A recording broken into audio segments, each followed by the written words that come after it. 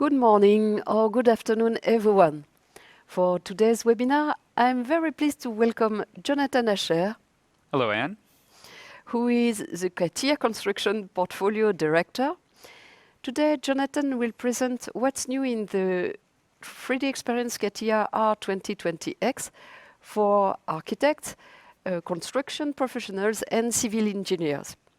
As usual, feel free to ask questions by using the chat pane on your right. All questions and answers will be published with the webinar recording, in the Catia user community. This is where you can watch previous webinars, ask new questions, and we will answer you. You can also write to katia.contact@3ds.com if you prefer an email response. I hand over to Jonathan now and wish you a very interesting webinar. Thank you, Anne. Today I'm going to talk to you about what's new for Catia for the construction cities and territories industry on the 3D Experience platform.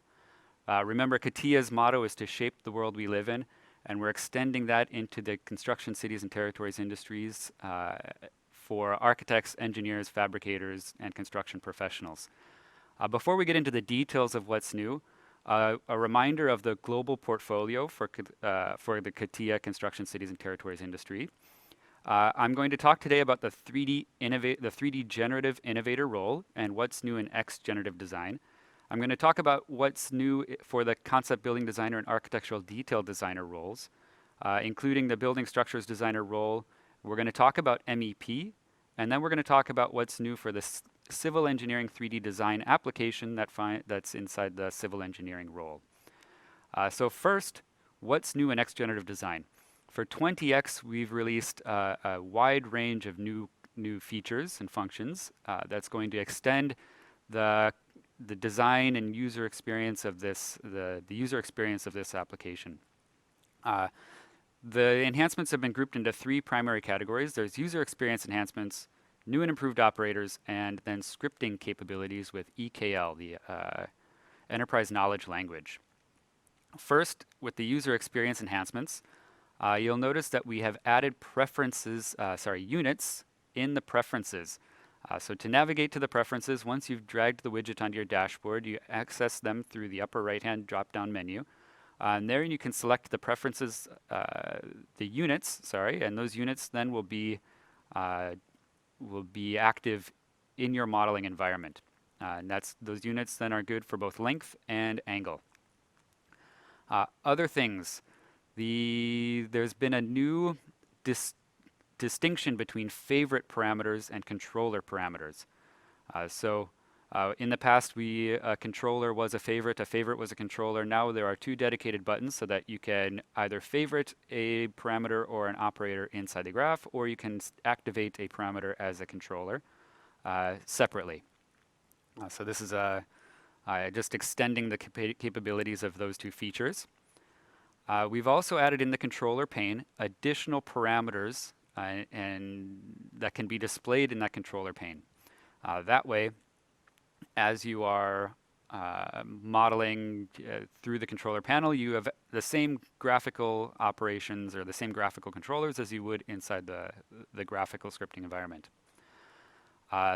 We've also improved and enhanced the touch capabilities of X generative design. So here we see on an iPad Pro the touch interface for the controller panel. And this is going to really improve the user experience of sharing models with other people, other designers, or explaining what your design intent is without having to go to a desktop or interacting with a mouse. So the touch interface is a big improvement in 20X, and that can be used also for modeling, not just the controller's pane. The graphical scripting interface has been updated and given a refresher for 20X. We see a comparison here between 19X and 20X. The library is different, the groups are different, the nodes have been changed a bit. We also have a mini-map now up in the upper right-hand corner of the graph. So the user experience of that now, when you're if you need to navigate the library to find the operator that you'd like to use, now you can see that there are dynamic categories that show up on the bottom that help you facilitate navigation. The library categories are also expandable, so you can extend that. You have the mini map, which is going to allow you to help navigate your graph with a reframe on, in case you ever get lost in no man's land. Also, new improvements, quick search and immersive search. You can double click anywhere in the graph, and that's going to give you a search to insert a node. And then there's this immersive search where if you drag your mouse out from a node output, you can search directly for it to create a new node, and the connection will automatically be made. So this is a great enhancement for power users to make to reduce the time it takes and the number of clicks to model. You can also, using the control button, grab the input from one node and copy that input into another node. And that's a bit of a secret. So use the control button now, and you can copy inputs. So just to resume, we have the immersive search here, where you drag out from a node, and that's going to give you the search capabilities. Reuse the same parent, so reuse one input from another by holding the control button and dragging from one node input to another node input. And then the quick parameter. Double-clicking in space, you can start to just type in a value, and X-Generative Design is going to recognize what parameter you're looking for and insert that into the graph. And then finally, the enhanced library search and navigation, just to facilitate that node exploration, node location, when you're not sure exactly what you're looking for, but you need to use the library to navigate. There's also new operators in 20X. This one's really exciting. There is now a charts node. And with that charts node, you're able to select either pie charts, line charts, the bar graphs, or plot charts. And these charts then are able to reflect the data, any data that you have, that you're computing within your model. And a little preview into FD1, subject to change, is that this will be able to these charts will be able to be displayed in your 3D model as you're modifying your controllers. So this is a great way to manage your model. Another enhancement, another new node that's come in 20X is the convex hull. Convex hull that works in either 2D or 3D. Here we see a plot of points, a random plot of points within a volumetric space. And the convex hull then is going to give you the minimum bounding volume or polygon around the plot of points. And here we see it works in either 2D or 3D. So you can create a random sampling of points in 3D and compute the volumetric convex hull, or you can do that random plot on a plane and compute the two-dimensional convex hull of that set of points. There's another operator for restructuring a list of objects. So here we're going to take an original structure, an initial structure of a two-dimensional list, a matrix of points.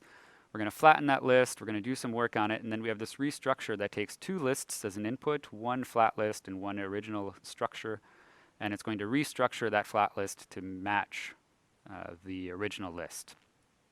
So that's helpful when you're working in large models with lots of geometry where you need to manipulate the different list structures.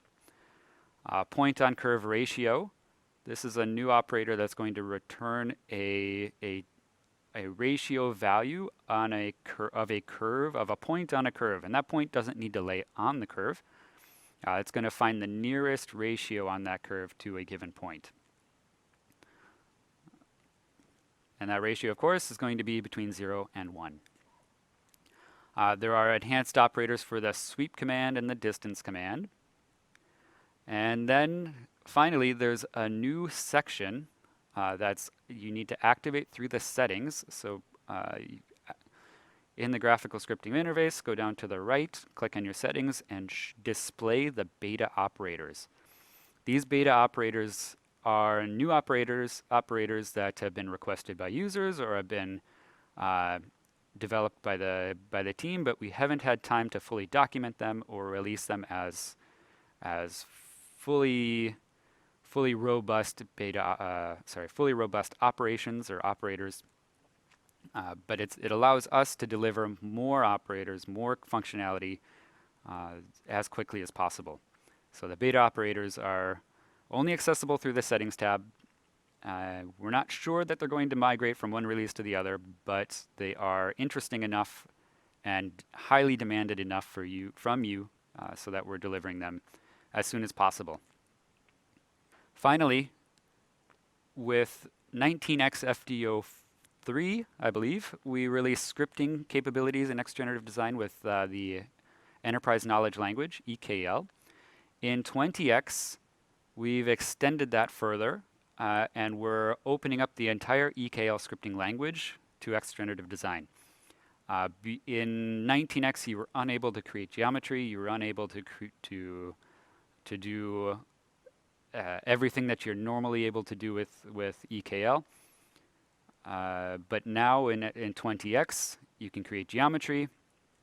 You can model, and it's fully and it creates a fully integrated node in your graph that updates along with the same design sequence, the same flow of information as any other node. So here we see the new interface for that. And it's important to know that all the geometric operators are prefixed with CGM. But once you're able to, once you've created your script and you connect all the nodes, you see now it's going to update like any other operator within the graph. And this really expands the capabilities of X generative design to really do anything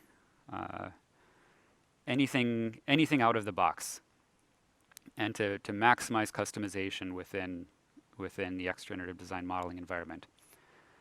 So that's what's new with X generative design in 20x. You see a lot of big changes, and we're really excited for the 20x release because this is the release where the application and the role of 3D generative innovator is really coming of age.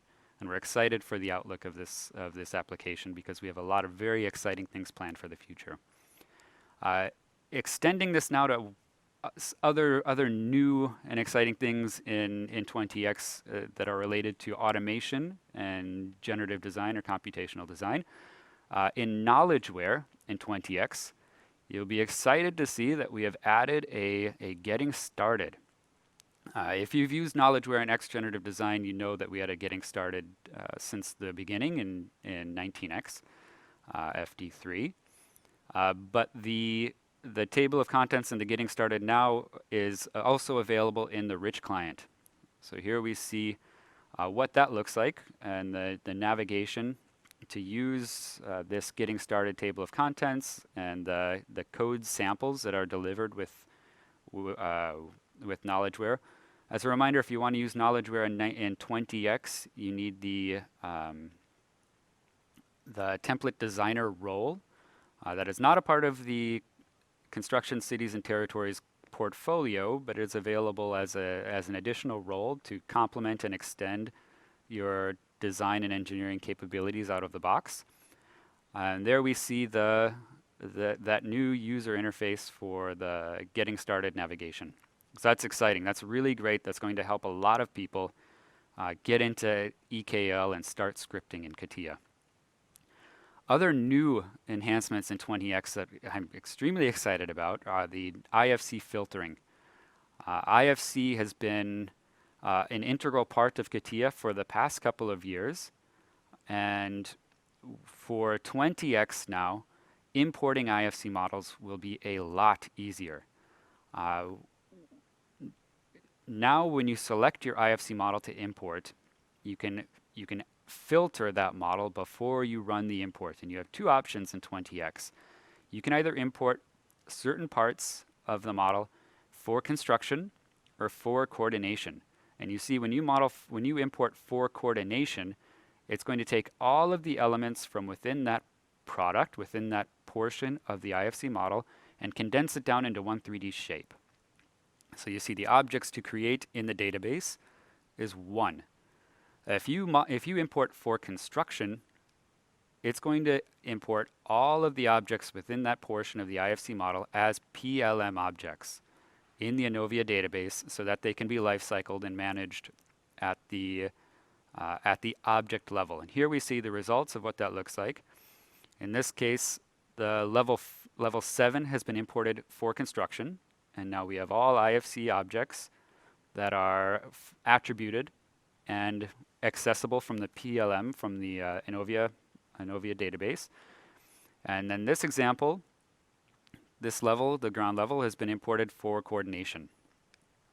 So that's a really exciting enhancement, and that's going to really improve the user experience of importing IFC models on the 3D Experience platform.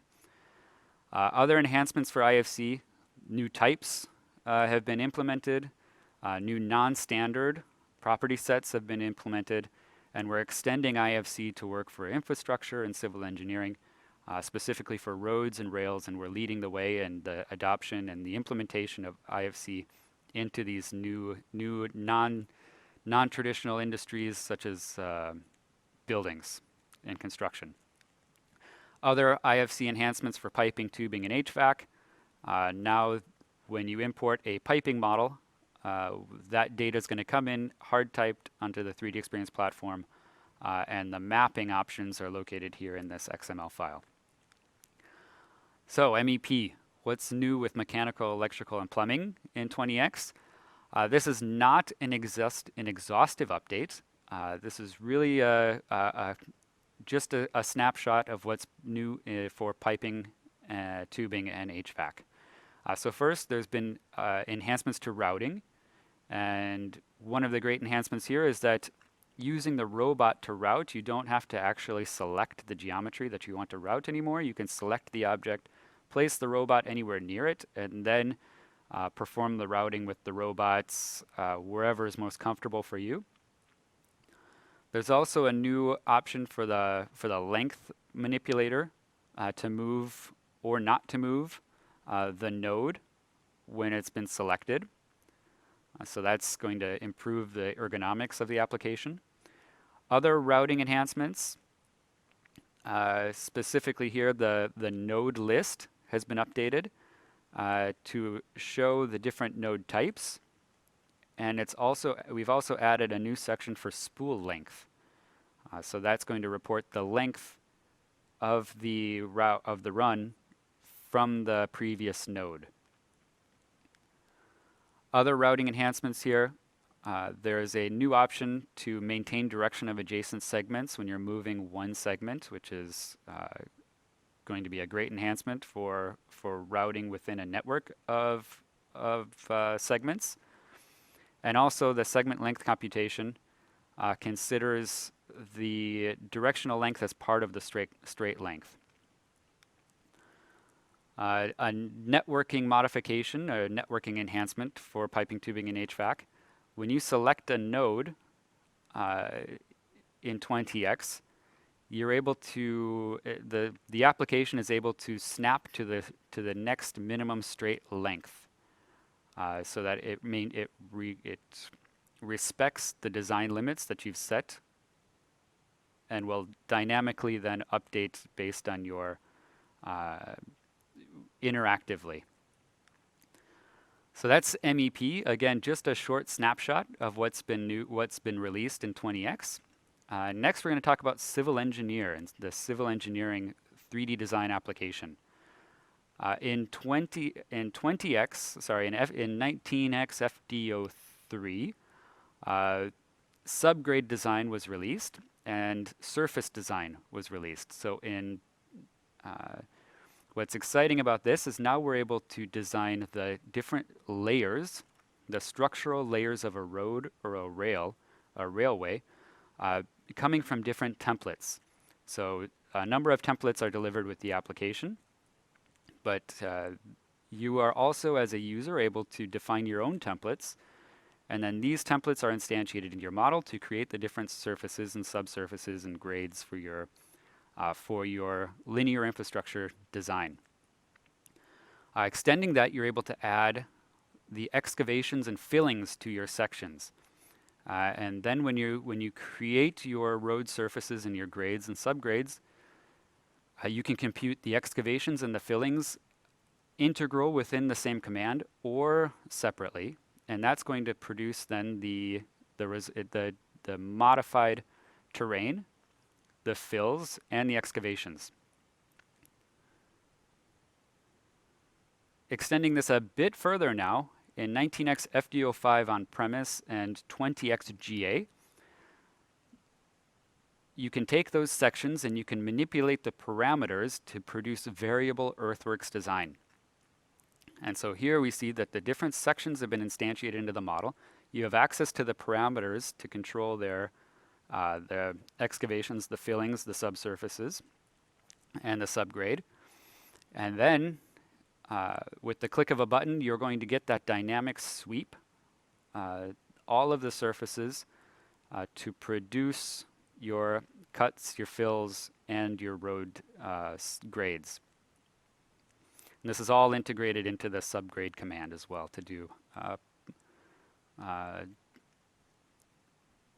your road and rail design.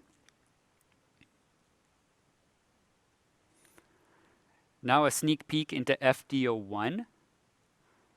The road surface is going to be able to take information directly from the alignment to control the surface geometry. So what we see here is in the alignment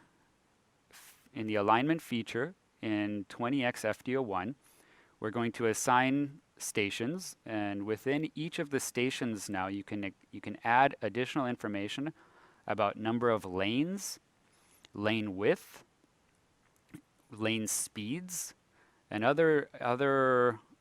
and lane buffers and other geometric and behavioral information attributes to the alignment itself and to the stations that have been assigned within the alignment. So here we're going to run through very quickly. This has been accelerated. We're going to assign the different lane widths and lane locations to the alignment directly within the alignment command. Then when we exit the alignment, we're going to here quickly make a vertical alignment. And then when we add our surface, our road surface to the alignment, you can see that the width of the road surface is automatically computed based on that lane and width information from the alignment. So this is going to really speed up the amount of time it takes to model a road surface, because you're adding that information directly into the alignment, and then the surface is generated automatically from that alignment information.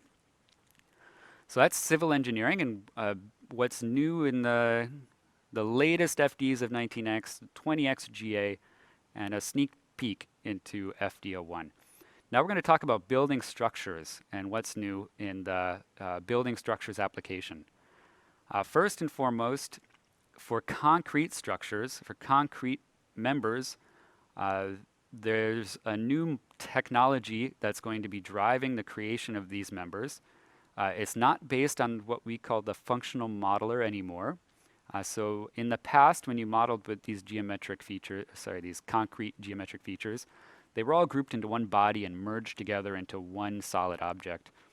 In 20x, they are individual GSM features, which is really going to improve performance and usability of these features.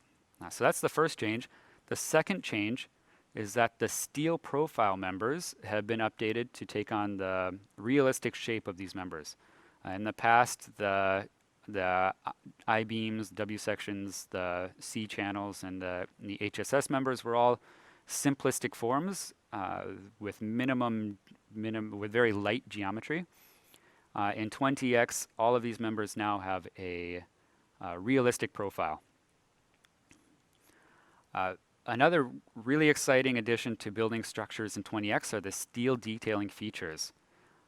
These features are in a new tab in the toolbar, in the building structures toolbar. And you see here we have cope, clip angle, hole, member-driven plate, stiffener plate, and member split. These are all brand new features that are out in 20x and are available in two roles, in the concept building designer role and the building structures designer role. So individually, what do these commands look like? Well, cope is going to allow one member to trim away the portions of another member. So that will clean up the intersections of these members. Clip angle. There are two types of clip angles. There's an extruded clip angle that is an L shape or a T shape, and those come from a catalog, and those are instantiated into the model. Alternately, there's a bent plate option that can that can adjust its angle based on the orientations of the two members that you're attaching that clip to. And you can also set the tolerance for that clip angle, so it doesn't have to be a 86.3 degree angle. You can set an angle tolerance so that it's either a 83 or an 85 degree clip angle, just to reduce the number of unique parts that you'd get when you're modeling non-regular structures. There's also a new member-driven plate, and these plates can be attached to different kinds of members anywhere along their location, and they're going to update and move with those members if they move, if they change size or change location or change orientation. These member-driven plates can take on multiple shapes. They can be rectangular, square, round, triangle, or can be based on a sketch. And with that, you have additional options to control the chamfer, to chamfer specific corners, to chamfer all corners, and then to control the angle of that chamfer as well. Additionally, there are base plates. Those base plates can take, again, many different shapes and sizes, and you can see you can add holes to these. And again, you can chamfer them.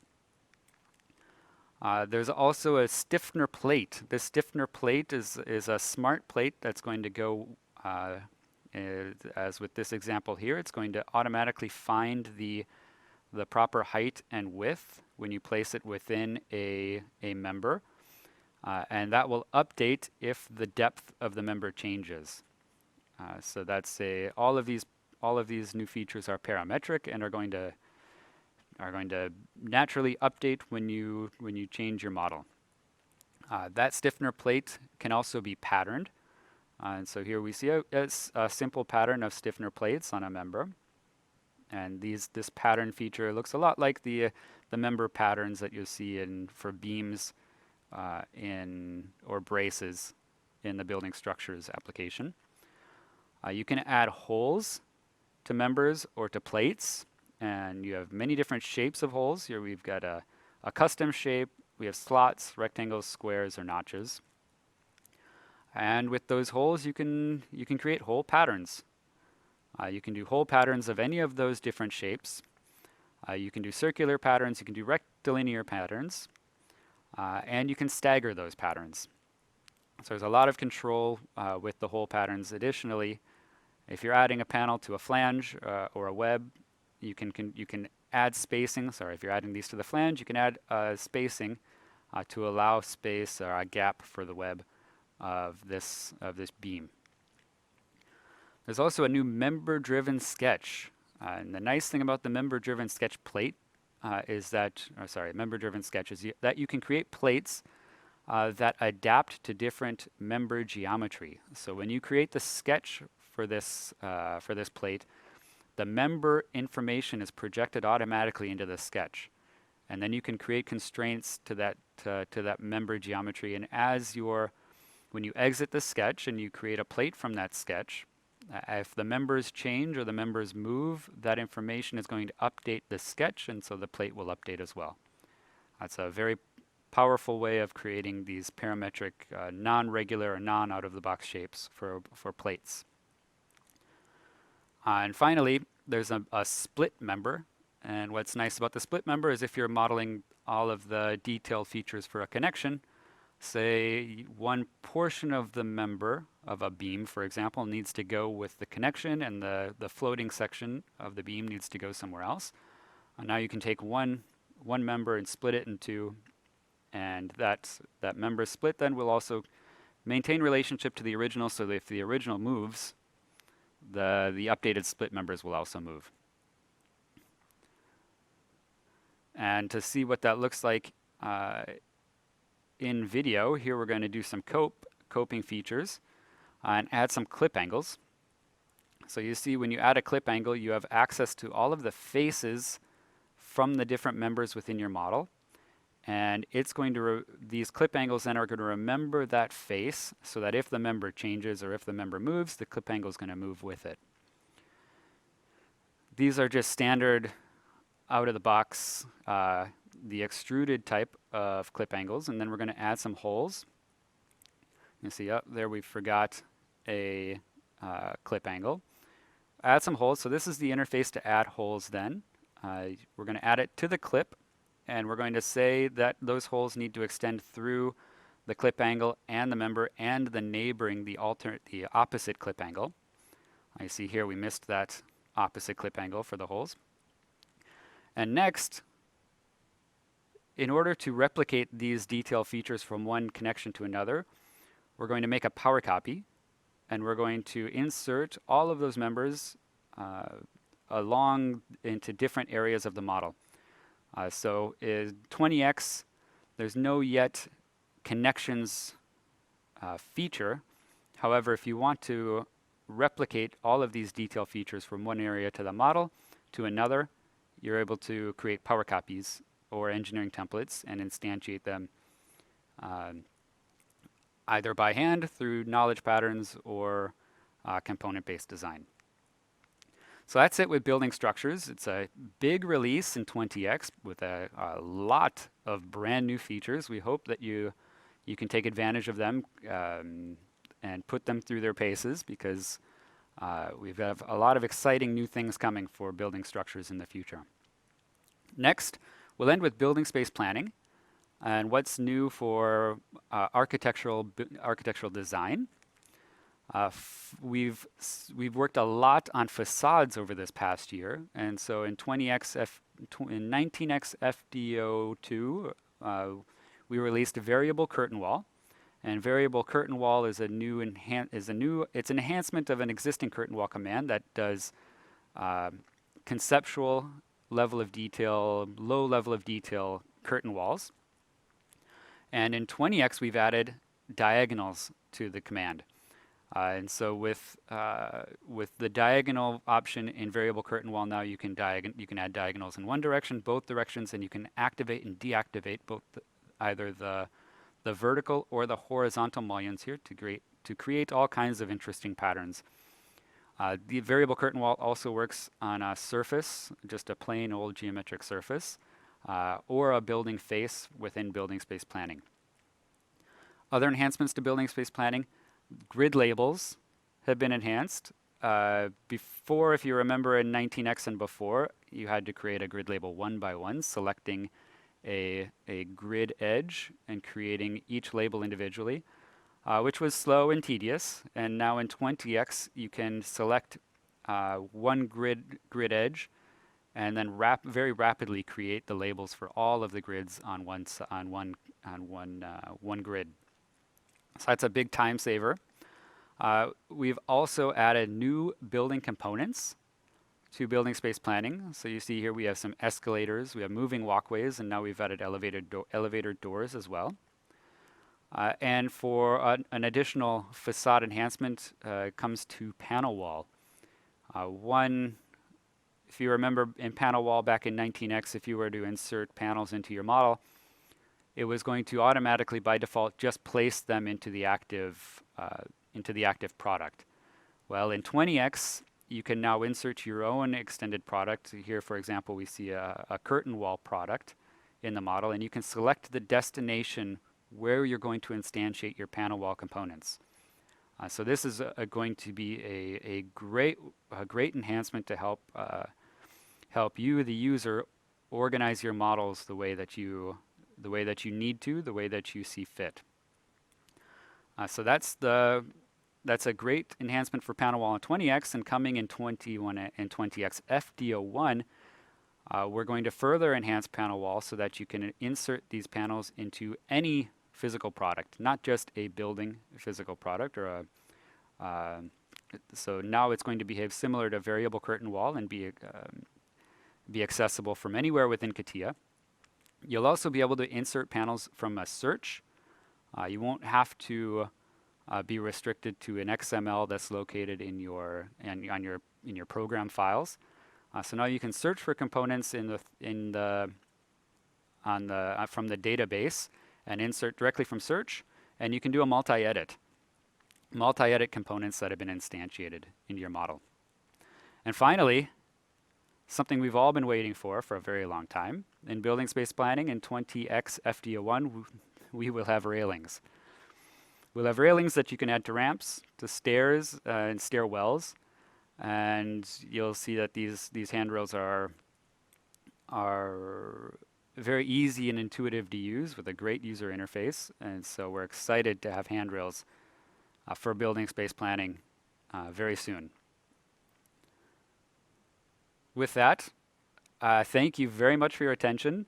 You see, we've released a lot of new functionality in 20X for Catia and the 3D Experience platform for the construction, cities, and territories industries.